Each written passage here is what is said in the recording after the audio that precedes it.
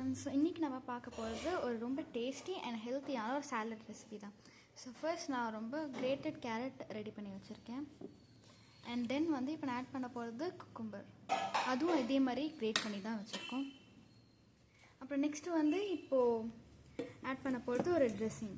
So அதோட ட்ரெஸ்ஸிங்கோட recipe பார்த்திங்கன்னா, so இதுதான் ட்ரெஸ்ஸிங். ஸோ இந்த ட்ரெஸ்ஸிங்கோட ரெசிபி என்னதுன்னா, ஃபர்ஸ்ட் கேஷ்யூ அண்ட் வரமிளகாய் வந்து நல்லா சோக் பண்ணி வச்சுட்டு ஹாட் வாட்டரில், அப்புறம் அது சால்ட், அப்புறம் உங்களுக்கு வேணுங்கிற அளவுக்கு oregano and chilli flakes add பண்ணிக்கணும்.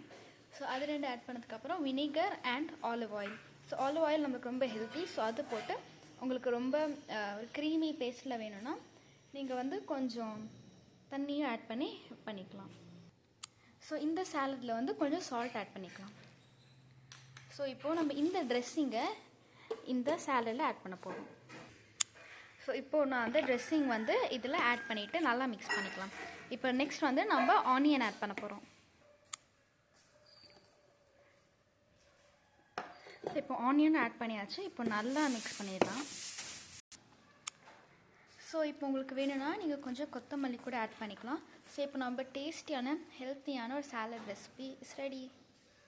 தேங்க்யூ, பாய்.